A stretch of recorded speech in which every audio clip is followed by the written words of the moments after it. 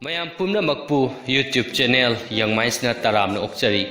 ꯉꯁꯤ ꯃꯌꯥꯝꯗ ꯂꯤꯒꯗꯧꯔꯤꯕ ꯋꯥꯔꯤ ꯑꯁꯤꯒꯤ ꯃꯃꯤꯡ ꯃꯃꯥ ꯄꯣꯛꯇꯕꯤ ꯋꯥꯔꯤꯁꯤ ꯍꯧꯖꯔꯛꯂꯒꯦ꯫ ꯉꯁꯤꯗꯒꯤꯅ ꯆꯍꯤ ꯀꯌꯥꯒꯤ ꯃꯃꯥꯡꯗ ꯖꯄꯥꯟꯒꯤ ꯀꯣꯅꯨꯡꯗ ꯅꯤꯡꯊꯧꯒꯤ ꯐꯝꯅꯥꯏꯕ ꯃꯤꯅꯤꯁꯇꯔ ꯑꯃ ꯂꯩꯔꯝꯃꯤ꯫ ꯃꯍꯥꯛꯀꯤ ꯃꯃꯤꯡ ꯇꯣꯌꯣꯅꯥꯔꯤ ꯐꯨꯖꯤꯋꯥꯔꯥ ꯀꯧꯔꯝꯃꯤ꯫ ꯃꯍꯥꯛꯀꯤ ꯅꯨꯄꯤꯗꯨ ꯑꯐꯕꯤ, ꯃꯁꯛ ꯃꯇꯧ ꯐꯖꯕꯤ, ꯂꯝꯆꯠ ꯐꯖꯕꯤ ꯅꯨꯄꯤ ꯑꯣꯏꯔꯝꯃꯤ꯫ ꯃꯍꯥꯛꯀꯤ ꯃꯃꯤꯡꯅ ꯃꯨꯔꯥꯁꯥꯀꯤ ꯀꯧꯔꯝꯃꯤ꯫ ꯃꯈꯣꯏ ꯑꯅꯤꯕꯨ ꯌꯥꯝꯅ ꯅꯍꯥ ꯑꯣꯏꯔꯤꯉꯩꯗ ꯖꯄꯥꯟꯒꯤ ꯆꯠꯅꯕꯤꯒꯤ ꯃꯇꯨꯡ ꯏꯟꯅ ꯂꯨꯍꯣꯡꯂꯝꯃꯤ꯫ ꯑꯗꯨꯗꯒꯤ ꯃꯈꯣꯏ ꯑꯅꯤ ꯄꯨꯟꯅ ꯅꯨꯡꯉꯥꯏꯅ ꯂꯩꯔꯝꯃꯤ꯫ ꯑꯗꯨꯕꯨ ꯃꯈꯣꯏꯒꯤ ꯑꯋꯥꯕꯗꯤ ꯆꯍꯤ ꯀꯌా ꯂꯩꯔꯕꯁꯨ ꯃꯈꯣꯏ ꯑꯅꯤꯒꯤ ꯃꯃꯤꯠꯇ ꯃꯆꯥ ꯑꯃꯠꯇ ꯎꯔꯝꯗꯦ꯫ ꯃꯗꯨꯅ ꯃꯈꯣꯏ ꯑꯅꯤꯕꯨ ꯌꯥꯝꯅ ꯋꯥꯍꯜꯂꯝꯃꯤ꯫ ꯃꯈꯣꯏꯅ ꯃꯈꯣꯏ ꯑꯅꯤꯕꯨ ꯑꯍꯜ ꯑꯣꯏꯔꯒ ꯁꯦꯕꯥ ꯇꯧꯕꯤꯅꯕ, ꯃꯈꯣꯏꯒꯤ ꯆꯥꯗꯥ ꯅꯧꯗꯥ ꯃꯥꯡꯗꯅꯕ, ꯃꯈꯣꯏ ꯑꯅꯤꯅ ꯁꯤꯔꯒ ꯂꯥꯏꯁꯣꯟ ꯇꯤꯟꯁꯣꯟ ꯇꯧꯕꯤꯔꯛꯅꯕ ꯃꯆꯥ ꯑꯃ ꯄꯥꯝꯂꯝꯃꯤ꯫ ꯃꯈꯣꯏ ꯑꯅꯤꯅ ꯃꯨꯟꯅ ꯈꯟꯅꯔꯕ ꯃꯇꯨꯡꯗ ꯃꯈꯣꯏ ꯑꯅꯤ ꯍꯁꯤꯅꯣ ꯀ꯭ꯋꯥꯅꯟ ꯍꯥꯏꯔꯤꯕ ꯂꯥꯏꯁꯪ ꯑꯗꯨꯗ ꯂꯥꯏ ꯈꯨꯔꯨꯝꯕ ꯆꯠꯂꯝꯃꯤ꯫ ꯂꯥꯏꯁꯪ ꯑꯗꯨꯗꯤ ꯃꯤꯅꯨꯡꯁꯤꯒꯤ ꯂꯥꯏꯔꯦꯝꯕꯤꯒꯤ ꯑꯣꯏꯔꯝꯃꯤ꯫ ꯃꯈꯣꯏꯒꯤ ꯙꯔꯃꯒꯤ ꯃꯇꯨꯡ ꯏꯟꯅ ꯃꯤꯅꯨꯡꯁꯤꯒꯤ ꯂꯥꯏꯔꯦꯝꯕꯤꯅ ꯃꯈꯣꯏꯅ ꯅꯤꯕ ꯄꯨꯝꯅꯃꯛꯇꯨ ꯄꯤꯕꯤ ꯍꯥꯏꯅ ꯊꯥꯖꯅꯔꯝꯃꯤ꯫ ꯃꯈꯣꯏꯅ ꯂꯥꯏꯔꯦꯝꯕꯤ ꯑꯗꯨꯕꯨ ꯅꯨꯃꯤꯠ ꯈꯨꯗꯤꯡꯒꯤ ꯄꯨꯖꯥ ꯇꯧꯗꯨꯅ ꯂꯥꯠꯂꯝꯃꯤ꯫ ꯀꯣꯟꯅꯊꯪꯗꯗꯤ ꯃꯈꯣꯏꯒꯤ ꯅꯤꯡꯖꯕꯗꯨ ꯊꯨꯡꯂꯝꯃꯤ꯫ ꯃꯨꯔꯥꯁꯥꯀꯤ ꯃꯆꯥꯅꯨꯄꯤ ꯑꯃ ꯄꯣꯛꯂꯝꯃꯤ꯫ ꯃꯍꯥꯛꯀꯤ ꯊꯃꯣꯏꯗꯨ ꯌꯥꯝꯅ ꯍꯔꯥꯎꯖꯔꯝꯃꯤ꯫ ꯃꯍꯥꯛꯅ ꯃꯍꯥꯛꯀꯤ ꯃꯆꯥꯗꯨ ꯃꯍꯥꯛꯀꯤ ꯃꯄꯨꯔꯣꯏꯕꯗ ꯈꯨꯗꯣꯜ ꯑꯣꯏꯅ ꯄꯤꯔꯝꯃꯤ꯫ ꯃꯈꯣꯏ ꯑꯅꯤꯅ ꯑꯉꯥꯡ ꯑꯗꯨꯕꯨ ꯔꯥꯖꯀꯨꯃꯥꯔꯤ ꯍꯁꯤ ꯍꯥꯏꯅ ꯊꯣꯜ ꯑꯁꯤ ꯂꯦꯞꯅꯔꯝꯃꯤ, ꯃꯔꯝꯗꯤ ꯃꯈꯣꯏꯒꯤ ꯃꯆꯥꯗꯨ ꯍꯁꯤꯗ ꯂꯩꯕ ꯀ꯭ꯋꯥꯅꯟꯒꯤ ꯈꯨꯗꯣꯜ ꯑꯣꯏꯔꯝꯃꯤ꯫ ꯃꯈꯣꯏ ꯑꯅꯤꯅ ꯑꯉꯥꯡ ꯑꯗꯨꯕꯨ ꯌꯥꯝꯅ ꯆꯦꯛꯁꯤꯟꯅ ꯂꯨꯅ ꯌꯣꯛꯂꯝꯃꯤ꯫ ꯑꯉꯥꯡ ꯑꯗꯨ ꯅꯣꯡꯃ ꯅꯣꯡꯃꯒꯤ ꯆꯥꯎꯔꯛꯂꯝꯃꯤ, ꯃꯄꯥꯡꯒꯜꯁꯨ ꯀꯜꯂꯝꯃꯤ, ꯐꯖꯕꯁꯨ ꯐꯖꯔꯛꯂꯝꯃꯤ꯫ ꯑꯉꯥꯡ ꯅꯨꯄꯤ ꯃꯆꯥꯗꯨꯅ ꯆꯍꯤ 5 ꯐꯥꯔꯛꯄꯗ ꯃꯍꯥꯛꯀꯤ ꯃꯃꯥꯗꯨ ꯌꯥꯝꯅ ꯀꯟꯅ ꯅꯥꯔꯛꯂꯝꯃꯤ꯫ ꯗꯣꯛꯇꯔ ꯑꯃꯗꯤ ꯃꯥꯏꯕꯅ ꯃꯍꯥꯛꯄꯨ ꯀꯟꯕ ꯉꯝꯂꯝꯗꯦ꯫ ꯃꯍꯥꯛꯅ ꯁꯤꯒꯗꯕ ꯃꯤꯀꯨꯞ ꯈꯔ ꯋꯥꯠꯂꯤꯉꯩꯗ ꯃꯍꯥꯛꯀꯤ ꯃꯆꯥꯅꯨꯄꯤ ꯍꯁꯤꯕꯨ ꯀꯧꯁꯤꯜꯂꯒ ꯃꯀꯣꯛꯇ ꯅꯥꯟꯊꯕꯤꯔꯒ ꯍꯥꯏꯔꯝꯃꯤ, "ꯍꯁꯤ, ꯑꯩ ꯀꯨꯏꯅ ꯍꯤꯡꯂꯔꯣꯏ꯫ ꯑꯩ ꯁꯤꯈ꯭ꯔꯕꯁꯨ ꯅꯍꯥꯛ ꯑꯐꯕ ꯃꯤ ꯑꯣꯏꯒꯗꯕꯅꯤ꯫ ꯅꯍꯥꯛꯅ ꯅꯪꯕꯨ ꯌꯣꯛꯄꯤ ꯊꯥꯛꯄꯤꯔꯛꯄ ꯃꯤ ꯑꯃꯗꯤ ꯏꯃꯨꯡꯁꯤꯒꯤ ꯃꯤ ꯑꯃꯠꯇꯒꯤ ꯊꯋꯥꯏ ꯅꯨꯡꯉꯥꯏꯇꯅꯕ ꯇꯧꯒꯅꯨ꯫ ꯅꯪꯒꯤ ꯅꯄꯥꯅ ꯅꯃꯥ ꯑꯇꯣꯞꯄ ꯑꯃ ꯂꯨꯍꯣꯡꯕ ꯌꯥꯏ꯫ ꯃꯍꯥꯛꯀꯤ ꯅꯨꯄꯤ ꯑꯇꯣꯟꯕꯤꯗꯨꯅ ꯑꯩꯒꯤ ꯃꯍꯨꯠ ꯁꯤꯟꯈꯤꯅꯤ꯫ ꯑꯗꯨꯝ ꯇꯧꯔꯕꯁꯨ ꯅꯍꯥꯛ ꯑꯩꯒꯤꯗꯃꯛ ꯊꯋꯥꯏ ꯋꯥꯒꯅꯨ꯫ ꯅꯄꯥꯅ ꯅꯧꯅ ꯂꯨꯍꯣꯡꯂꯛꯄ ꯅꯨꯄꯤꯗꯨ ꯅꯪꯒꯤ ꯑꯁꯦꯡꯕ ꯅꯃꯥ ꯑꯩꯅꯤ ꯈꯜꯂꯨ꯫ ꯅꯍꯥꯛ ꯅꯃꯥ ꯑꯃꯗꯤ ꯅꯄꯥꯅ ꯍꯥꯏꯕ ꯏꯟꯒꯗꯕꯅꯤ꯫ ꯅꯍꯥꯛꯅ ꯆꯥꯎꯔꯛꯂꯒ ꯅꯍꯥꯛꯀꯤ ꯅꯊꯛ ꯊꯣꯡꯕ ꯑꯃꯗꯤ ꯃꯈꯥ ꯊꯥꯕꯁꯤꯡꯗ ꯃꯤꯅꯨꯡꯁꯤ ꯎꯠꯂꯨ꯫ ꯏꯃꯥ, ꯅꯍꯥꯛ ꯃꯌꯥꯝꯅ ꯇꯝꯖꯅꯤꯡꯉꯥꯏ ꯑꯣꯏꯕꯤ ꯅꯨꯄꯤ ꯑꯃ ꯑꯣꯏꯔꯛꯀꯅꯤ ꯍꯥꯏꯕꯒꯤ ꯑꯁꯥꯗ ꯁꯤꯒꯗꯧꯔꯤꯕꯅꯤ꯫ ꯍꯁꯤ ꯃꯃꯥꯅ ꯍꯥꯏꯔꯤꯕꯗꯨ ꯃꯨꯟꯅ ꯇꯥꯔꯝꯃꯤ꯫ ꯃꯃꯥꯗ ꯃꯍꯥꯛꯅ ꯍꯥꯏꯔꯝꯕ ꯄꯨꯝꯅꯃꯛ ꯄꯥꯡꯊꯣꯛꯀꯅꯤ ꯍꯥꯏꯅ ꯋꯥꯁꯛꯂꯝꯃꯤ꯫ ꯍꯁꯤꯒꯤ ꯃꯃꯥꯗꯨ ꯁꯤꯈꯤꯔꯝꯃꯤ꯫ ꯍꯁꯤ ꯃꯃꯥꯒꯤ ꯃꯇꯧꯒꯨꯝ ꯃꯃꯥꯅ ꯍꯥꯏꯔꯝꯕ ꯋꯥꯐꯝꯁꯤꯡꯗꯨ ꯉꯥꯛꯅ ꯅꯣꯡꯃ ꯅꯣꯡꯃꯒꯤ ꯆꯥꯎꯔꯛꯂꯝꯃꯤ꯫ ꯃꯍꯥꯛꯀꯤ ꯃꯃꯥꯗꯨ ꯁꯤꯈ꯭ꯔꯕ ꯃꯇꯨꯡꯗ ꯃꯍꯥꯛꯀꯤ ꯃꯄꯥ ꯇꯣꯌꯣꯅꯥꯔꯤ ꯑꯇꯣꯞꯄ ꯅꯨꯄꯤ ꯑꯃꯒ ꯂꯨꯍꯣꯡꯂꯝꯃꯤ꯫ ꯅꯨꯄꯤ ꯑꯗꯨ ꯅꯨꯡꯉꯥꯏ ꯌꯥꯏꯐꯕ ꯏꯃꯨꯡꯒꯤ ꯅꯨꯄꯤ ꯑꯣꯏꯔꯝꯃꯤ꯫ ꯃꯃꯤꯡꯅ ꯇꯦꯔꯨꯠ ꯀꯧꯔꯝꯃꯤ꯫ ꯑꯗꯨꯕꯨ ꯃꯁꯤꯒꯤ ꯅꯨꯄꯤ ꯑꯁꯤꯗꯤ ꯍꯁꯤꯒꯤ ꯑꯄꯣꯛꯄꯤ ꯃꯃꯥꯒ ꯍꯤꯔꯝ ꯈꯨꯗꯤꯡꯃꯛꯇ ꯇꯥꯏꯑꯣꯟꯅꯕꯤꯅꯤ꯫ ꯃꯍꯥꯛꯇꯤ ꯃꯕꯨꯛ ꯐꯠꯇꯕꯤ, ꯁꯥꯊꯤꯕꯤ ꯅꯨꯄꯤ ꯑꯣꯏꯔꯝꯃꯤ꯫ ꯃꯍꯥꯛꯅ ꯍꯁꯤꯕꯨ ꯅꯨꯡꯁꯤꯔꯝꯗꯦ, ꯍꯁꯤꯕꯨ ꯊꯤꯅ ꯊꯤꯅ ꯇꯧꯔꯝꯃꯤ꯫ ꯃꯍꯥꯛ ꯃꯁꯥ ꯃꯊꯟꯇ ꯍꯥꯏꯖꯔꯝꯃꯤ, "ꯃꯍꯥꯛꯇꯤ ꯑꯩꯒꯤ ꯏꯆꯥ ꯅꯠꯇꯦ, ꯏꯆꯥꯅꯤ ꯈꯟꯕ ꯁꯨꯛꯉꯝ ꯉꯝꯂꯣꯏ"꯫ ꯑꯗꯨꯕꯨ ꯍꯁꯤꯗꯤ ꯃꯃꯥ ꯐꯠꯇꯕꯤꯅ ꯑꯣꯠꯄꯗꯨ ꯈꯥꯡꯗꯨꯅ ꯂꯩꯔꯝꯃꯤ꯫ ꯃꯃꯥ ꯄꯣꯛꯇꯕꯤ ꯑꯗꯨꯕꯨ ꯑꯋꯥꯕ ꯈꯨꯗꯣꯡꯊꯤꯕ ꯇꯥꯍꯟꯒꯦꯁꯨ ꯅꯣꯡꯃꯇ ꯈꯜꯂꯝꯗꯦ꯫ ꯃꯃꯥ ꯄꯣꯛꯇꯕꯤꯅ ꯇꯧ ꯍꯥꯏꯕꯗꯨ ꯇꯧꯔꯝꯃꯤ ꯃꯍꯥꯛꯅ ꯍꯥꯏꯕꯗꯨ ꯏꯜꯂꯝꯃꯤ ꯃꯔꯝ ꯑꯗꯨꯅ ꯃꯃꯥ ꯄꯣꯛꯇꯕꯤꯗꯨꯅ ꯃꯥꯒꯤ ꯃꯥꯌꯣꯛꯇ ꯋꯥꯀꯠꯅꯕ ꯍꯤꯔꯝ ꯑꯃꯠꯇ ꯂꯩꯔꯝꯗꯦ ꯍꯁꯤ ꯌꯥꯝꯅ ꯁꯤꯡꯕꯤ ꯍꯩꯊꯣꯏ ꯁꯤꯡꯊꯣꯏꯕꯤ ꯅꯨꯄꯤ ꯃꯆꯥ ꯑꯣꯏꯔꯝꯃꯤ ꯃꯍꯥꯛ ꯃ꯭ꯌꯨꯖꯤꯛ ꯑꯃꯁꯨꯡ ꯁꯩꯔꯦꯡ ꯌꯥꯝꯅ ꯄꯥꯝꯂꯝꯃꯤ ꯃꯍꯥꯛ ꯅꯣꯡꯃꯗ ꯄꯨꯡ ꯀꯌꯥ ꯄ꯭ꯔꯦꯛꯇꯤꯁ ꯇꯧꯔꯝꯃꯤ ꯃꯍꯥꯛꯀꯤ ꯃꯄꯥꯅ ꯃ꯭ꯌꯨꯖꯤꯛ ꯑꯃꯁꯨꯡ ꯁꯩꯔꯦꯡꯒꯤ ꯏꯕ ꯄꯥꯕ ꯑꯣꯖꯥ ꯀꯧꯗꯨꯅ ꯃꯍꯥꯛꯄꯨ ꯇꯥꯛꯍꯜꯂꯝꯃꯤ ꯃꯄꯥꯅ ꯃꯍꯥꯛꯀꯤ ꯀꯣꯇꯣ ꯍꯥꯏꯔꯤꯕ ꯃ꯭ꯌꯨꯖꯤꯛꯀꯤ ꯏꯟꯁꯇ꯭ꯔꯨꯃꯦꯟ ꯑꯁꯤ ꯈꯣꯡꯅꯕ ꯑꯣꯖꯥꯁꯨ ꯀꯧꯔꯝꯃꯤ ꯃꯍꯥꯛꯅ ꯆꯍꯤ 12 ꯁꯨꯔꯛꯄ ꯑꯗꯨꯋꯥꯏꯗ ꯃ꯭ꯌꯨꯖꯤꯛ ꯈꯣꯡꯕ ꯅꯤꯡꯊꯤꯖꯅ ꯍꯩꯔꯝꯃꯤ ꯃꯔꯝ ꯑꯗꯨꯅ ꯂꯩꯕꯥꯛ ꯑꯗꯨꯒꯤ ꯅꯤꯡꯊꯧꯅ ꯃꯍꯥꯛ ꯑꯃꯗꯤ ꯃꯍꯥꯛꯀꯤ ꯄꯣꯛꯇꯕꯤ ꯃꯃꯥꯗꯨ ꯀꯣꯅꯨꯡꯗ ꯀꯧꯗꯨꯅ ꯐꯖꯔꯕ ꯃ꯭ꯌꯨꯖꯤꯛ ꯈꯣꯡꯍꯜꯂꯝꯃꯤ ꯆꯦꯔꯤ ꯂꯩ ꯁꯥꯠꯄꯒꯤ ꯃꯇꯝ ꯌꯧꯔꯛꯂꯝꯃꯤ ꯀꯣꯅꯨꯡꯗ ꯀꯨꯝꯍꯩ ꯐꯤꯌꯣꯡ ꯄꯥꯡꯊꯣꯛꯄꯒꯤ ꯃꯇꯝ ꯑꯣꯏꯔꯝꯃꯤ ꯅꯤꯡꯊꯧꯗꯨ ꯅꯨꯡꯉꯥꯏꯅ ꯂꯩꯔꯝꯃꯤ ꯃꯍꯥꯛꯅ ꯍꯁꯤꯕꯨ ꯀꯣꯇꯣ ꯈꯣꯡꯅꯕ ꯃꯍꯥꯛ ꯑꯃꯗꯤ ꯃꯍꯥꯛꯀꯤ ꯄꯣꯛꯇꯕꯤ ꯃꯃꯥꯒ ꯀꯣꯅꯨꯡꯗ ꯂꯥꯛꯅꯕ ꯀꯧꯔꯝꯃꯤ ꯅꯤꯡꯊꯧꯗꯨ ꯑꯋꯥꯡꯕ ꯅꯤꯡꯊꯧ ꯈꯨꯕꯝꯗ ꯐꯝꯂꯝꯃꯤ ꯑꯗꯨꯒ ꯃꯍꯥꯛꯀꯤ ꯃꯃꯥꯡꯗ ꯄꯔꯗꯥ ꯊꯥꯗꯔꯝꯃꯤ ꯃꯍꯥꯛꯅꯗꯤ ꯄꯨꯝꯅꯃꯛꯄꯨ ꯎꯕ ꯐꯪꯂꯝꯃꯤ ꯑꯗꯨꯕꯨ ꯑꯇꯣꯞꯄ ꯃꯤꯅꯗꯤ ꯃꯍꯥꯛꯄꯨ ꯎꯕ ꯐꯪꯂꯝꯗꯦ ꯍꯁꯤꯗꯤ ꯃ꯭ꯌꯨꯖꯤꯛ ꯈꯣꯡꯕꯗ ꯌꯥꯝꯅ ꯍꯩꯊꯣꯏ ꯁꯤꯡꯊꯣꯏꯕꯤꯅꯤ ꯃꯍꯥꯛꯀꯤ ꯑꯣꯖꯥ ꯒꯨꯔꯨꯁꯤꯡꯅ ꯃꯍꯥꯛꯀꯤ ꯍꯩꯁꯤꯡꯕ ꯑꯃꯗꯤ ꯅꯤꯡꯁꯤꯡꯕ ꯉꯝꯕꯒꯤ ꯁꯛꯇꯤꯗꯨꯗ ꯌꯥꯝꯅ ꯉꯛꯂꯤꯕꯅꯤ ꯀꯣꯅꯨꯡꯒꯤ ꯌꯥꯝꯅ ꯅꯨꯡꯉꯥꯏꯔꯕ ꯃꯤꯀꯨꯞꯇꯨꯗ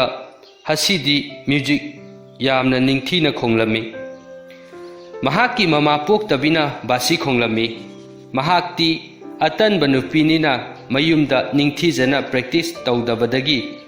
ꯃꯍꯥꯛꯇꯤ ꯍꯁꯤꯒꯤ ꯃ꯭ꯌꯨꯖꯤꯛ ꯑꯗꯨꯒ ꯇꯥꯟ ꯆꯥꯟꯅꯕ ꯋꯥꯠꯂꯛꯂꯝꯃꯤ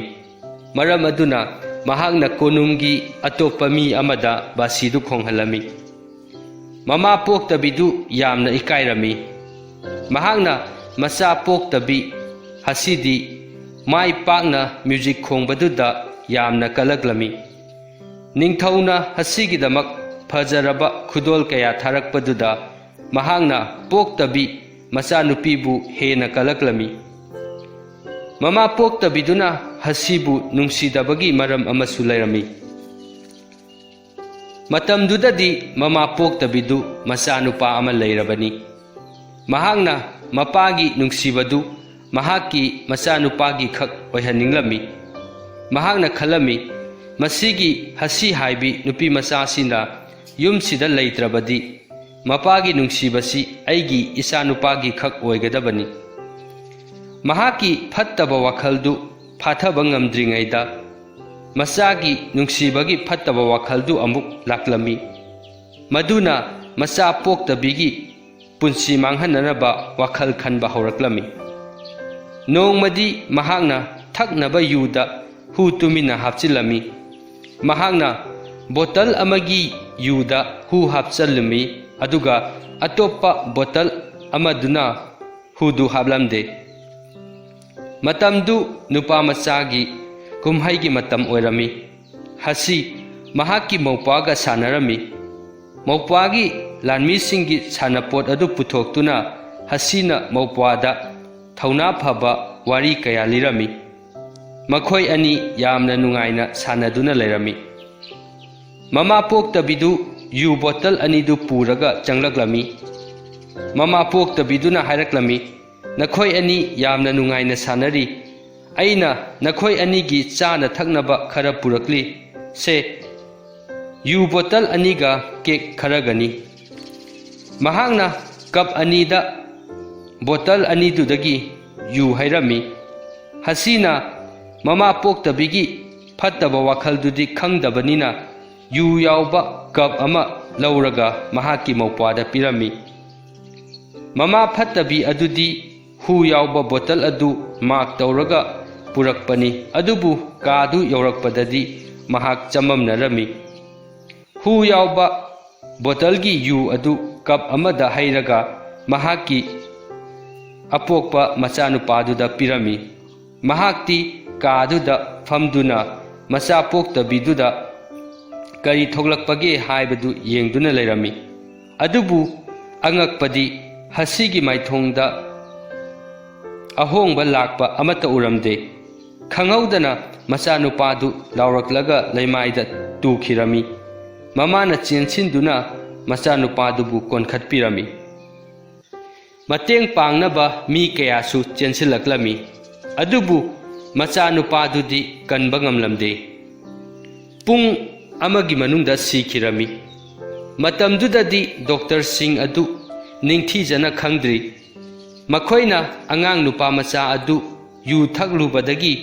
कोक ngauduna सिखिबनी हायरमी असुमना ममा पोक्तबीदुना मचा नुपी पोक्तबीदुबु हाटके थौरांग तौरुबदी अपोक्पा मचा सिरगा तोकलमी ममा पोक्तबीदु महांगना तौरुबा फत्तबा थबक्तु मसाना याजबगी महुत्ता मचानुपी पोक्तबी अदुबु निंदा तौबा हेनगलकलमी महांगना हसीबु नुंसीदबा नोंगमा नोंगमगी हेनगलकलमी महांगना हसीबु मांगहननबा खुदोंचाबा तांजा येंगदुना लेरमी हसीना चही 18 सुरकपदा महाक्ति मयामना खंगनबा सैरेंग अईबी ओइरमी महाकी थाक अदुदी अहल ओइरबा अईबा अईबीसिंगना खक फंगबा ngamba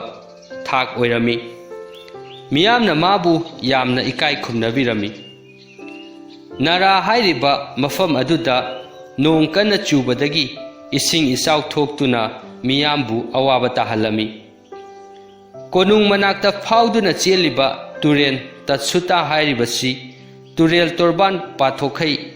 चेंदुना इसिंग इरई मखोंदुना निंगथौदु लैताफम खंगहलमदे मदुना अनाबा अमा ओइहलमी निंगथौना लाइसंगदा लैरिबा पुरोहित सिंह अदु पूजा तौदुना तुरेलगी इराउखोल अदु मखोल थोगहंदनबा हाइरमी अदुबु पूजा तौरबसु इसिंग इराउखोल अदुदी फबा ngamlamde कोनुंगदा चिबोन चिबोन ngangnaraklami madudi मिनिस्टर तोयोनारीगी मचानुपी हसी असी पिक्थोरकपा अईबा कबीनी हाइना महाकी ओजा गुरु सिंहना मदु अचुंबनी हाइना हाइरमी मतम कयागी ममांगदा मसक मतौ फजबी पिथोरकलबी अईबी कबी अमना सैरेंग अमा ईदुना इकंग थोकलबा लैबाक नोंग कौथखिबगी वारिसु लिनरमी कोनुंगदा लैरिबा मियोइसिंग अदुना हसीना सैरेंग अमा इरगा तुरेलगी इसिंग इराउखोल अदु थोखंदबा ngamloidra haina मखोय मसेल हाइनरकलमी मखोय मयामना हाइनबदु निंगथौगी नाकोंग यौखिरमी निंगथौना तोयोनारीदा मचानुपीदा थबक्तु पांथोकनबा हाइरमी हसी मपादगी पाउदु ताबदा ngakpa amadi akibana pikthalami महांगना खलमी महाकी सैरेंगना निंगथौगी पुंसी करमना कनबा ngamgedawribano अरोइबददी हसी सैरेंग इबा लोरकलमी सैरेंग अदु सना मचुगी मुक्ना चेबांग अमदा इरमी महाकी Mopa अमदी कोनुंगी फमनाइबसिंगा तुरेंदुगी मनाक्ता लाक्लमी तुरेंदु मखोल हौना चेलमी मखुद अनिदु अतियादा थांगतुना सैरेंदु हौना पारमी अंगकपनी महांगना सैरेंदु पाबा लोइबगा ngsaikhay ahouba makholga loinana chelamba turel adu makhol thoktana tuminna chenkirami ningthaudu naba pharami ningthaudu yamna peladuna hasibu konungda kaurami aduga mahakpu jinjo haibadi lieutenant general gi phamthol pirami mahakpu mipum khudingmakna nungsirami adubu hasibu nungsidaba mi amakhakti lairami मदुदी कनासु ओइरमदे महाकी ममा पोक्तबिनी हसीना नोंगमा नोंगमगी माई पागलकपा निंगथौना मसक खंगलकपदुदा महाक यामना कलकलमी महांगना मपुरोइबदा हसीगी मरमदा अरानबा पाव कया तमसिलमी अदुबु मदुनदी करिसु कानरमदे महाकी वारीदु मपुरोइबना थवैना ताबिरमदे कोना थंगददी ममा पोक्तबिना महाकी मपुरोइबा लैतबगी तंजा लौदुना महाकी मिनाइसिंगदा मरा लैजदबी हसीबु हिबारी चिंजाउदा पुदुना हातोकनबा याथंग पिरमी महांगना सेमजिन साजिनबा अकीबा वारी अमा सेमलमी अदुगा अवाबा खुदोंथीबा अकीबा अदुदगी ngaktoknabadi hasibu hatokpani hairami katoda hairiba minai adu mahaki mapu nupiduna hairibadu inba tarami mahangna tanja adu mapa leitringaida hasibu kanbagi khwaidagi phaba tanja ni khalami mahangna hasibu dolai amada puduna yamna lappa mi tadaba mafam amada purami hasidu mama poktabigi yathangdu hektokpa ngamloi khanglami maram aduna mahaksu chatpa tarami adubu ahal oiraba minai adunadi hasi asi mara leijadabi nupi masani haiba khanglami mahaki poktabi mamana semjin sajinba wari puthokduna mabu hanaba honabani khanglami maram aduna mahangna hasibu kanbige khalami mahangna hasibu hatrabadi mahaki mapugi manakta hanba ngamloi khangbadagi mahangna hasibu laiminarage khalami atopa mi kharaga mahangna khangpoksang ama sarami aduga magi nupisu lona mafam aduda puraklami ahal oiraba matai manau aniduna hasibu seksina senarami hasidi mapabu yamna thajarami mahaki mapana yum yauraklaga mahakpu thiba soidana lakani khalami toyonari hapta khadagi matungda mayumda halaklami mahaki nupina hasina aranba thabak ama taubadagi dandi phangani kibadagi yum thadoktuna chenkhre hairami hasigi mapadu thawai nungairamde yumduda leiriba miyoi sing adunasu mahaki nupina hairiba aduga chap manana hairami makhoi kanamatana mahak kadai chatkibano khangde hairami lana paukthokini kibadagi mahak mafam khuding chatuna machabu thiba chatlami adubu thibadi phanglamde nongmadi mahaki akiba awaba sing adu koknaba mahaki mi singa numit kayanigi sa tanbagi khongchat ama chalami toyonari mayam mamang thaduna hibarida sadanba chalami mahaki khongloi singna mahaki matung ilami kona thangda apikpa phajaba khungang ama thengnarami mahangna koine yengbada mahangna apikpa ching amada khangpoksang ama leiramba thengnarami khangpoksang adudagi phajaba khonjel amana lairik pabagi makhol taraklami athapa mafamduda lairik parambaduda ngakladuna khangningbana langtaknaduna sagoldagi kumtharaga khangpoksang adu tamna kakhatlami mahangna khangpoksang adu naksilakpada mahak ngakpa sum hengalaklami mahangna lairik paramlibadu phajarabi nupi machani haiba khanglami khangpoksang adu thong launa hangdoktuna lairami mahangna munna tasilubada nupi machaduna paribadu buddha lainingi dharmagi lairik oirami mahangna khangpoksang adugi manak yaurakpadadi lairik paramliba nupi machadu mahaki machanupi hasi oirami mahaki machanupi di pukning changna lairik tu pabaduda mahak lakpadu khanglamde mahangna kaplaga machanupi bu kaurami kauraglibadu mapagi khonjelni haiba thajarude hasi yamna ngaklami mahak mapabu ubada haraumanduna mikup kharadi wa ngangba ngamlamde mahak mapagi manakta chensinduna mapabu kappaga chena konsilami mapana mahaki maithongda tariba sam adu khongat piraga mahak mafamduda kamdauna leiramlibano thaudoksingdu chithadana liyu hairami adubu hasidi kaptuna adum leirami tanjaduda mahaki manai kotada thoraklami mahangna mahaki mapuki mamangda kok nonduna ikai khumnaba ullaga thokriba wari pumnamaktu amatta chithadana lirami hasi mapana yumda puraklami mapa halakpagi paudu tabadagi hasigi poktabi mamadu mayum thadoktuna chenkirami adudagi amuk halakhidre mahaki minai kotada adu mahaki thabakki khwaidagi chawba phamthol pirami hasisu mama poktabidu leitabadagi yamna nungaina leirami toyonaridi machanupa leitabanina mahaki mamanaba konungi phamnaiba amagi machanupaga mahaki machanupi hasiga luhonglami hasi yamna nungaiba punsi ama hinglami mahangna mapada mahaki imungi chadanauda sandok kadaba machunupa ama khudol tawrami wari asi matang sida lusinjare wari asi libada soikiba yawrabasu tabiriba pumnamakna ngakpinaba nolukna haijari